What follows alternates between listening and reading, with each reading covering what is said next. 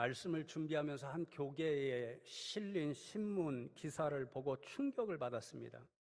2030년이면 주일학교의 90%가 사라질 수도 있다라고 하는 제목의 기사였습니다. 코로나 이전에도 인구 절벽의 문제로 교회 학교가 점점 더 힘들어지고 위기를 맞이하고 있다는 소리를 수없이 들었는데, 코로나를 지나면서 그 위기가 훨씬 더 심각해졌습니다. 우리 교단의 교회 숫자가 약 10,000개가 되는데, 그 조사에 따르면 교회 학교가 점점 줄어들어서 교회 학교 없는 교회가 절반 이상이 되어가고 있다고 합니다. 우리 교회 학교도 마찬가지의 위기를 지금 경험하고 있어서 10년 전에 비하면 우리 교회 학교 아이들 숫자가 3분의 1로 줄었습니다. 그러니까 여기에 있는 아이 하나가 저한테는 기적처럼 느껴지고 얼마나 소중한 우리 아이들 하나인지 정말 여러분들이 함께 느끼면 좋겠습니다. 그리고 우리 아이들 하나하나 볼 때마다 하나님께서 우리의 교회에 주신 정말 기적과 같은 아이다, 은혜의 아이다, 이런 마음으로 격려해 주시고 또 기도해 주시면 좋을 것 같습니다. 그래서 매번 우리 교회 학교를 생각할 때마다 제 마음에요, 우리 교회 다음 세대를 책임질 우리 교회가 어떻게 될까, 우리 교회 학교가 어떻게 될까, 사실 근심도 많고 염려도 많고, 또 교육자들과 더불어 여러 가지 고민하는 이야기를 나눠도 뚜렷한 대책이 없는 것이 오늘 현실입니다. 그런데 이런 위기의 여러 가지 모습 가운데 가장 안타까운 것은 가정에서 신앙 유산이 부모 세대에게서 다음 세대로 잘 이어지지 않고 있는 이 현실, 이것이 가장 안타깝고 가슴 아픈 일입니다. 우리 성도님들 가운데도 자녀들의 신앙 이야기 때문에 가슴 졸이며 새벽 기도에 나오시는 분도 있고, 또 이런저런 모양으로 애쓰시며 기도하시는 모습도 제가 알고 있습니다. 우리 여기 아이들이 있지만요, 저 아이들 가슴에는 어떤 친구들은 진짜 하나님 있나? 오늘 목사님이 하나님 이야기할 텐데 저 하나님 진짜 있나? 이런 생각을 하고 있는 아이도 있을 수 있습니다. 기도해야 합니다. 그런 생각 가지고 있는 친구들은 목사님한테 오세요. 그럼 개인적으로 이야기 나누는 기회를 가지면 좋겠습니다. 그래서 오늘 말씀의 제목처럼 신앙 유산이 이어지는 것이 기적과도 같은 그런 은혜의 시대가 되는 때가 오늘입니다. 종종 성도님들 가운데 목사님, 어떻게 요즘 자녀들의 신앙교육을 시켜야 할지 모르겠습니다. 어떻게 하면 좋을까요? 그렇게 여쭈시는데 솔직히 말씀드리면 저희에도 정말 어떤 정답 같은 그런 일이 없습니다. 그저 붙들고 기도하는 것 외에 더 좋은 방법이 없는 것처럼 생각됩니다. 그래서 오늘도 우리 3세대가 함께 예배드리는데요, 말씀을 나눈 후에 오직 기도밖에 없다, 이런 심정으로 세대 간에 서로를 축복하면서 간절한 기도의 시간으로 오늘 예배를 마무리하면 좋겠습니다. 오늘 먼저 출애굽기의 말씀을 잠시 나누기를 원하는데요, 3장 15절 말씀 다시 한번 읽어드립니다. 하나님이 또 모세에게 이르시되 너는 이스라엘 자손에게 이같이 이르기를 너희 조상의 하나님 여호와 곧 아브라함의 하나님, 이삭의 하나님, 야곱의 하나님께서 나를 너희에게 보내셨다 하라. 이는 나의 영원한 이름이요 대대로 기억할 나의 칭혼이라. 그렇게 말씀합니다. 하나님께서 애굽에서 종살이하며 고통으로 부르짖는 이스라엘 백성들의 그 신음소리를 들으시고 구원하여 주어야 되겠다 하는 그런 생각을 가지시고 모세에게 나타나셔서 자신을 계시하는데, 나는 너희의 조상의 하나님 여호와 곧 아브라함의 하나님, 이삭의 하나님, 야곱의 하나님이라. 그렇게 말씀하십니다. 오늘 우리 자녀들을 기준으로 생각하면 할아버지 할머니의 하나님, 아빠와 엄마의 하나님, 그리고 나, 우리의 하나님이라고 말씀하십니다. 이런 하나님, 아브라함과 이삭과 야곱의 하나님은 어떤 하나님이었을까요? 성경에 여러 다른 모습이 나타나겠지만 오늘 말씀 기준으로 앞장 2장 24절과 25절 말씀을 보시면 이 3대에 걸쳐 나타나신 하나님, 그 하나님은 이런 하나님이라고 기록합니다. 하나님이 그들의 고통 소리를 들으시고 하나님이 아브라함과 이삭과 야곱에게 세운 그의 언약을 기억하사 하나님이 이스라엘 자손을 돌보셨고 하나님이 그들을 기억하셨더라, 그렇게 말씀합니다. 아브라함의 하나님, 이삭의 하나님, 야곱의 하나님은 동일하게 언약의 하나님으로 자신을 나타내 보여주셨습니다. 그래서 창세기의 말씀을 보면 하나님은 아브라함에게도 이삭에게도 그리고 야곱에게도 자신을 언약의 하나님으로 계시하면서 똑같은 언약의 말씀을 주십니다. 한 군데만 읽어드리면요, 창세기 17장 4절과 8절, 보라, 내 언약이 너와 함께 있으니 너는 여러 민족의 아버지가 될 것이라. 내가 너와 내 후손에게 내가 거류하는 이 땅 곧 가나안 온 땅을 주어 영원한 기업이 되게 하고 나는 그들의 하나님이 되리라, 그렇게 말씀하십니다. 아브라함에게 나타나셔서 언약을 주시는 그런 말씀인데요, 두 가지입니다. 하나는 자녀를 번성시켜 주시겠다, 또 하나는 가나안 땅을 너와 내 후손에게 주시겠다라고 하는 두 가지 약속의 말씀입니다. 창세기 26장의 말씀을 보면 하나님께서 똑같이 이삭에게 언약의 하나님으로 자신을 계시하시고 두 가지 약속을 그대로 주시고, 창세기 35장 말씀에 보면 야곱에게도 하나님은 언약의 하나님으로 자신을 계시하시고 똑같이 자녀 번성의 복과 가나안 땅을 기업으로 주시겠다고 하는 약속을 그대로 들려주십니다. 그러니 아브라함의 하나님, 이삭의 하나님, 야곱의 하나님은 언약의 하나님으로 자신을 계시하셨고, 오늘 출애굽기의 말씀을 보면요, 똑같이 역사가 한참 지났는데도 그들의 후손에게 똑같은 언약의 말씀을 이루어 가시는 것을 보게 됩니다. 아이러니하게도 애굽에 종살이하면서 하루하루 이스라엘 백성들이 고통 가운데 살아갔죠. 학대받으며 살아갔죠. 근데 놀라운 말씀은요, 그렇게 학대가 더하면 더할수록 이스라엘 자손의 숫자는, 그 자녀는 날로 날로 번성해 갔습니다. 하나님께서 첫 번째 주신 약속, 자녀 번성의 복을 우리가 상식적으로 생각하면 이루어질 수 없는 이 위기의 순간에도 하나님은 친히 성취해 가십니다. 하나의 약속이 남았죠. 하나의 언약이 남았죠. 아브라함과 그의 후손들에게 가나안 땅을 기업으로 주시겠다는 약속이 남았습니다. 그 약속을 기억하시고 하나님께서 성취하시기 위해서 지금 이스라엘 백성의 신음소리를 들으시고 모세에게 나타나셔서 그로 하여금 자신의 백성 이스라엘 백성을 건져내시고 구원해내시고 가나안 땅, 그들에게 기업으로 주시겠다고 약속하신 젖과 꿀이 흐르는 그 땅으로 인도해 가십니다. 그러니 아브라함의 하나님, 이삭의 하나님, 야곱의 하나님은 너무도 신실하셔서 자신이 주신 언약 약속의 말씀을 잊지 않으시고 반드시 기억하셔서 어떤 위기 상황에도 그 약속을 지켜주시는 하나님으로 나타나십니다. 그래서 성도 여러분, 아브라함과 이삭과 야곱에게 언약을 주신 하나님이 어떻게 그 언약을 이루어 가시는가를 바라보면 하나님이 얼마나 신실하신가, 그것을 분명히 깨달을 수 있습니다. 오늘 조부모 세대님도 부모 세대님도 우리 자녀 세대에도 어떻게 아브라함 할아버지, 이삭 아버지, 야곱, 그리고 그 3대째 되는 사람에게 하나님께서 어떻게 자신의 언약을 이루어 가시는 분으로 나타나는지 기억하고 이 소망을 품고 함께 기도하는 그런 마무리 시간을 가지면 좋겠습니다. 생각해 보시죠. 아브라함과 이삭과 야곱 다 하나님의 언약이 중단될 수도 있는 위기의 상황이 있었습니다. 여러분, 먼저 아브라함을 생각해 보십시오. 아브라함에게는 어떤 위기의 순간이 있었나요? 하나님께서 자녀를 주시겠다라고 약속하셨는데 그 약속이 이루어지지를 않습니다. 여러분, 우리가 상식적으로 생각해 보면 하나님께서 두 가지 언약을 주셨잖아요.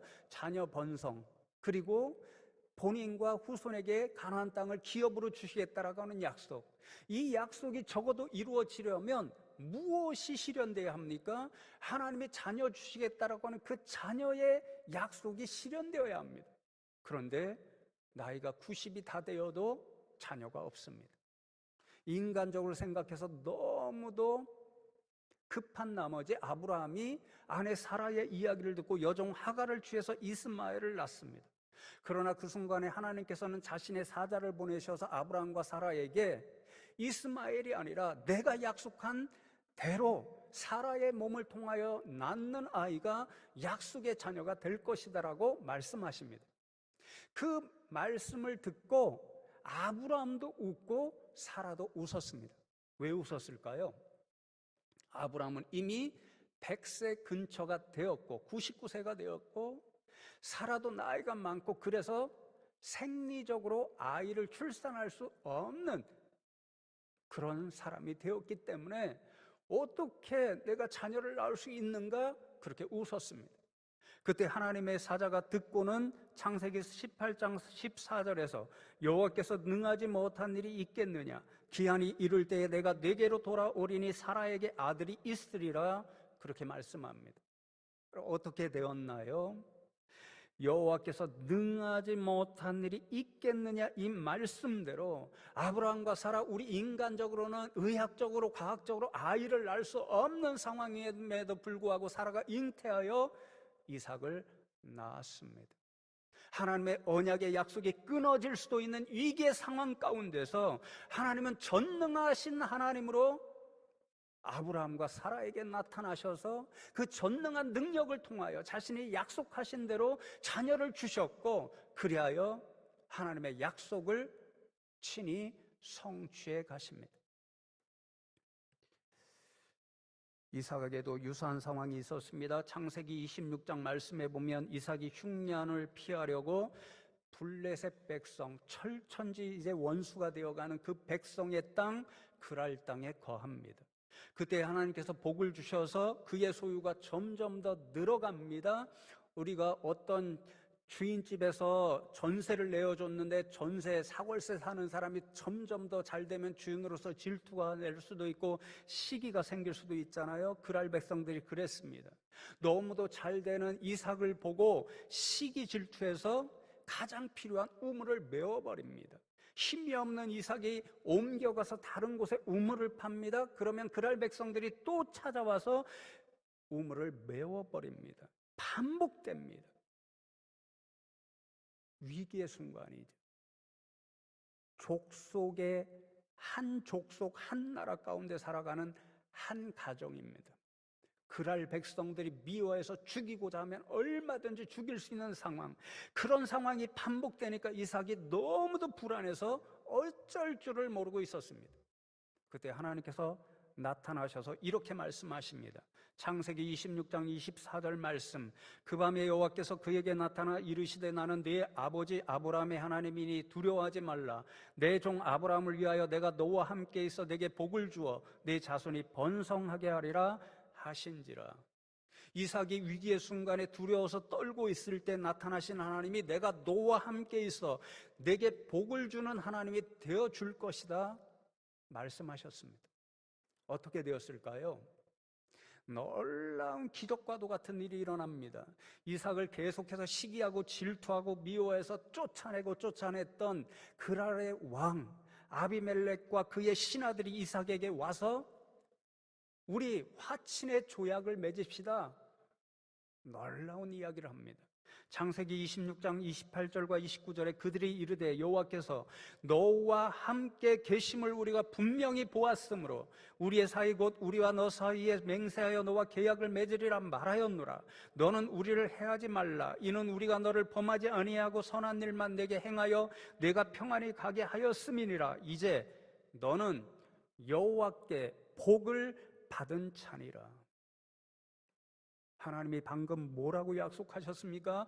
내가 너와 함께해서 내게 복을 주리라 약속하셨는데, 이방인들, 이삭을 그토록 미워하던 이방인들이 보았을 때 하나님 약속하신 대로 하나님이 이삭과 함께하고 하나님이 이삭에게 복을 부어 주었다라는 것을 그들이 본대로 고백합니다.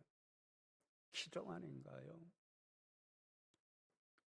하나님은 이삭이 위기의 상황 가운데서 처하여서 자신이 주신 약속이 깨어질 수도 있는 그 순간에 친히 나타나시고 역사하셔서 자신의 언약을 이삭을 통해서 계속 이어가십니다. 야곱은 어떠했을까요? 야곱에게 자신의 언약을 지키시기 위해 나타나신 하나님, 우리가 너무도 잘 아는 베델의 하나님입니다. 형 에서의 미움을 받고 도망치듯이 삼촌 라반에게로 갈 때에 베델에서 돌베개를 베고 잠이 들었지요. 그 가운데서 처음으로 하나님을 배웠습니다. 사닥사리 환상을 통해서 자신에게 나타나시고 말씀하시는 하나님의 음성을 듣습니다. 그 말씀 중에 가장 중요한 것이 창세기 28장 15절입니다. 하나님께서 내가 너와 함께 있어 내가 어디로 가든지 너를 지키며 너를 이끌어 이 땅으로 돌아오게 할지라 내가 네게 허락한 것을 다 이루기까지 너를 떠나지 아니하리라 하신지라. 하나님께서 너와 함께 할 것이고 어디로 가든지 너를 지켜줄 것이라 그렇게 약속하십니다. 그대로 하셨습니다. 야곱의 인생의 순간순간 위기의 순간이 참 많았죠. 가장 결정적인 위험한 순간이 세겜 족속 가운데 살 때였습니다. 세겜 땅에서 살아갈 때 족장 세겜이 야곱의 딸 디나에게 반해서 그만 몹쓸 짓을 하고는 자신에게 아내로 달라고 간청합니다. 야곱의 아들들이 거짓으로 할례를 받으면 결혼시켜 주겠다라고 하여서 세겜의 모든 남자들이 할례를 받고 고통스러워할 때에 급습해서 디나의 원수를 갚아버립니다. 그 이야기를 듣고 야곱이 겁에 잔뜩 찔렸습니다. 그러면서 아들들에게 소리를 치며 야단칩니다. 너희들이 어리석은 짓을 했다. 이제 세겜 사람들이 가만히 있지 않을 것이니 나도 망하고 너희들도 다 망하게 될 것이다. 그렇게 두려워합니다. 그 순간에 야곱의 머리에 떠오른 것이 바로 베델의 하나님이었습니다.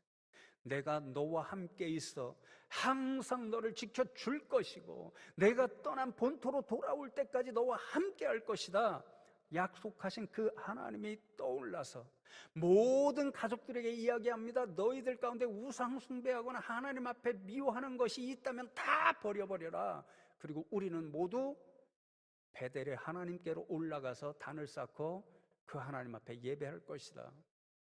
그래서 온 가족들을 데리고 베델 땅을 향하여 출발합니다.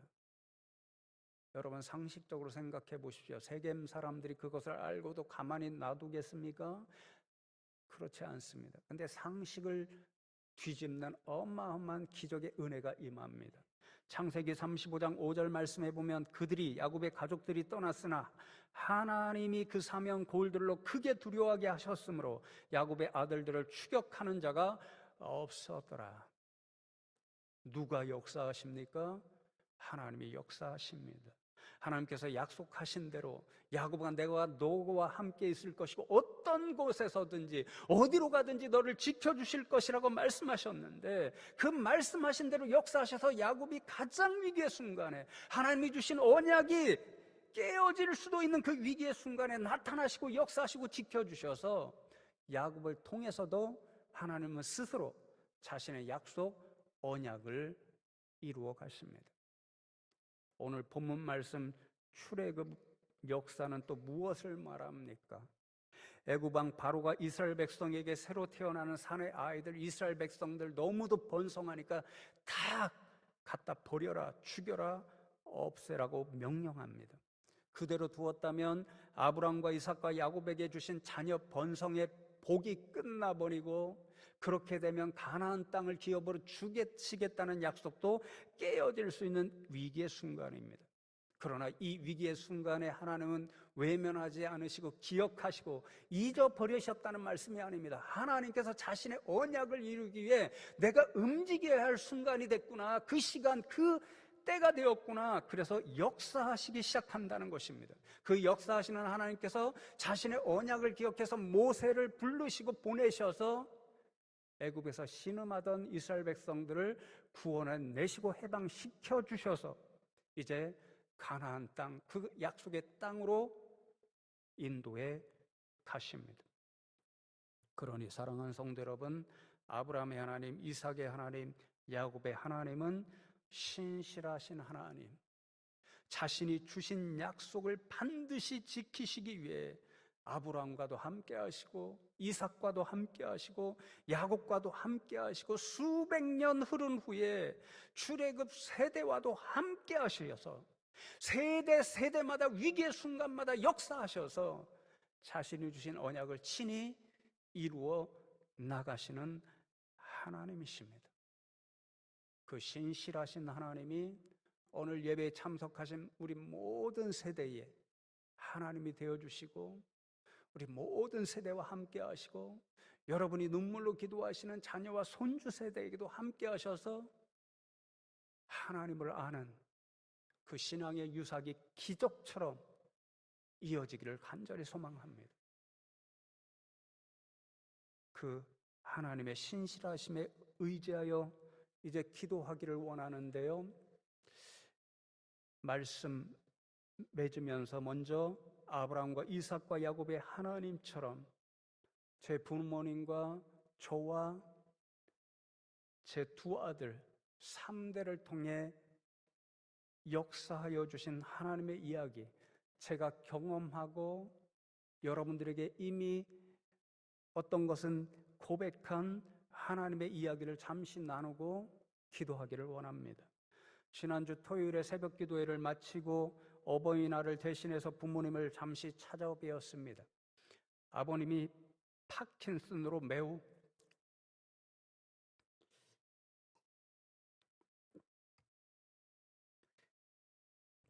연약하신 상태입니다.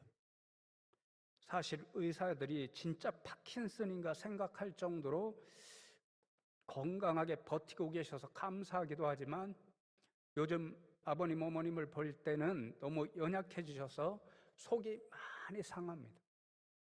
최근에는 아버님께서 자녀들의 얼굴을 알아보시기는 하시는데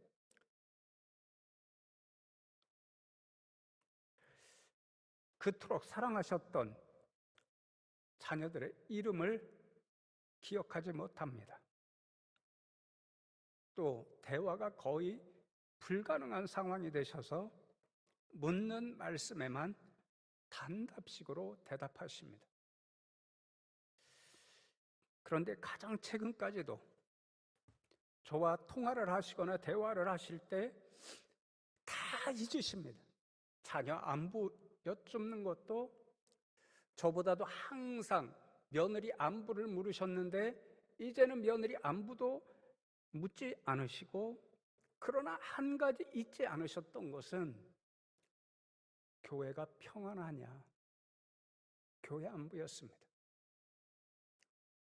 이 한마디가 사실 제 아버님이 경험하고 고백한 모든 하나님에 대한 신앙 고백이고 신앙의 유산으로 저희 자녀들에게 물려진 고백입니다. 아버님에게 하나님은 나는 너의 주인이다, 하나님 절대 주권의 신앙을 갖도록 계시하셨습니다. 그래서 아버님은 주인이신 하나님의 집, 그것이 평생 그의 삶의 중심이었습니다. 자신의 생업보다 교회가 더 중심이었습니다. 더불어서 철저하게 주인의 것은 주인으로 돌려드린다고 하는 하나님의 것을 구별하여 드리는 신앙을 자신도 지키시고 철저하게 자녀들에게 유산으로 교육시키셨습니다. 시골에서 너무도 형편에서 살았습니다. 수입이 생깁니다. 갑자기 급한 일이 생기죠. 하나님의 것을 구별하여 드리지 못하고 다른 용도로 사용합니다. 그러면 셋째가 나중에 알았습니다. 심장 판막증이었습니다. 너무도 약해서 외할머니조차도 어머니에게 갖다 버려라, 얘 살지 못한다, 죽는다 그랬는데 어머님이 그 아이에 들쳐업고 뛰어다니면서 어깨가 탈골될 정도로 그 아이였습니다. 심장 판막증이 있었습니다. 하나님이 주신 수익 가운데 급해서 다른 용도로 사용하면 그 아이가 영락없이 아픕니다. 어머니 들쳤고 뛰죠. 병원에 가죠. 낫습니다. 어느 때까지? 하나님께서 주신 물질에 구별하지 않고 다른 용도에 사용한 그 액수 정확하게 사용될 때에 그 아이가 낫습니다. 그 일들을 통해서 아버님, 어머님은 내 모든 것의 주인이 하나님이시고 하나님께서 말씀하신 하나님의 것은 반드시 돌려드려야 한다는 것을 일생 사셨고, 그래서 하나님의 집인 교회가 자신의 삶의 중심이셨고 그 유산을 자녀들에게도 물려주셨습니다. 목사이면서도 따라가기 어려운, 흉내내기 어려운 그런 신앙의 모습이지만 유산이기 때문에 오늘도 조금이라도 흉내내려고 애써봅니다. 물질이 생기면 가장 먼저 하나님의 것을 먼저 구별하고, 겨울에 눈이 오면 교회 성도님들 위해서 눈 먼저 치우는 자리에 목사이지만 나오고, 교회 앞마당에 쓰레기 떨어져 있으면 줍고, 풀 나 있으면 풀 뽑고, 교회 화단을 꾸미고, 여름에 식당팀이 쉴 때에 들어가서 조리실에서 설거지하고, 이것이 나름대로 아버님이 물려주신 하나님의 집, 교회라고 하는 그것을 위해 제 나름대로 실천하는 신앙 유산을 이어가는 일입니다. 나는 너의 주인이다라고 하는 아버님의 하나님이 제게는 나는 지금도 살아 역사한다 하나님으로 계시해 주셨습니다.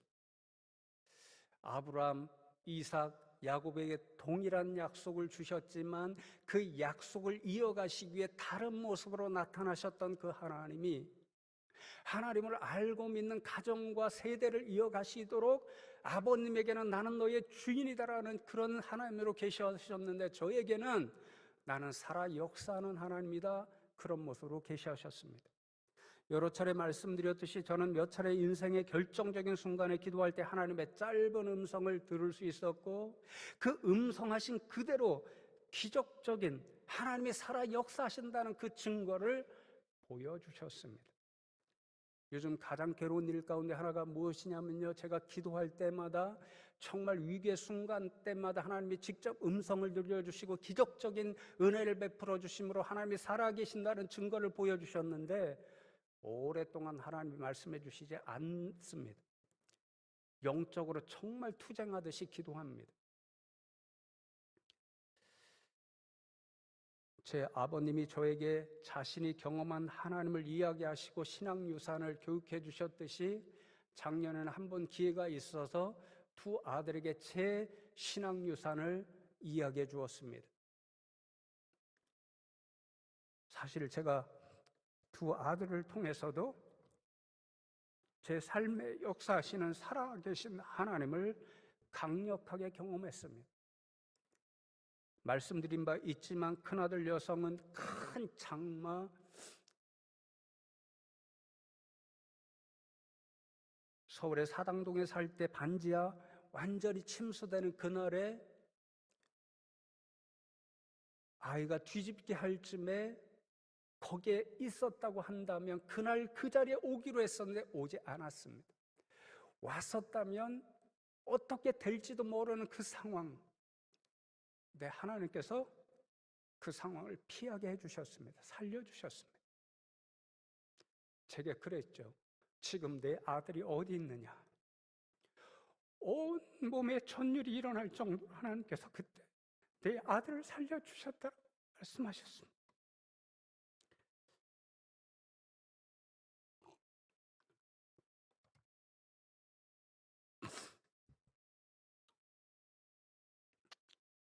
작은 아들 녀석은 태어나면서부터 많이 아팠는데 하나님께서 건강하게 역시 살려주셨습니다. 작년에 두 아들들에게 이런 신앙유산을 이야기하면서 너희는 하나님이 살아 계시지 않다면, 그리고 그 하나님이 살려주시지 않았다면 세상에 살아 있지 못했을 거다. 이것을 기억하고 일생을 너희를 살려준 하나님을 기억하고 알고 믿는 사람으로 살라, 그렇게 말해 주었습니다. 때때로 두 아들 녀석이 계속해서 신앙인으로 살아갈지 염려가 되기도 하지만 아브라함과 이삭과 야곱에게 언약을 반드시 지키시는 신실한 하나님으로 나타나신 그 하나님이 제 아버님에게는 내가 내 인생의 주인이라고 나타나셨던 그 하나님이, 그리고 제게 나는 살아있는 하나님이라고 말씀해 주신 그 하나님이 두 아들 역시 신앙의 유산을 잘 지켜나가도록 또 다른 말씀으로 말씀하시고 역사하시고 자신을 나타내 보여주실 것이라는 그 사실을 기대하면서 오늘도 두 자녀를 위해 기도합니다. 여러분도 똑같은 마음으로 기도하시지요? 제가 오늘 눈물 안 흘리려고 했는데 이상하게 눈물이 너무 많이 나서 죄송합니다. 여러분 부모 세대가 다 이렇게 눈물로 기도합니다. 우리 자녀들 이 눈물이 여러분 부모 할머님이 흘리는 눈물로 기억하면 좋겠습니다. 하나님께서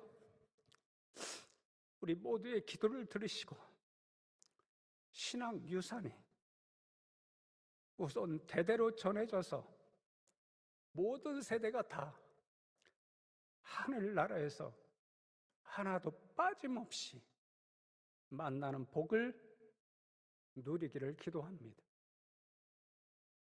이거보다 더 큰 기적 없지요? 이 기적이 여러분 모두와 우선 대대로 영원토록 하나님으로 인해서 성취되기를 주님의 이름으로 축복합니다.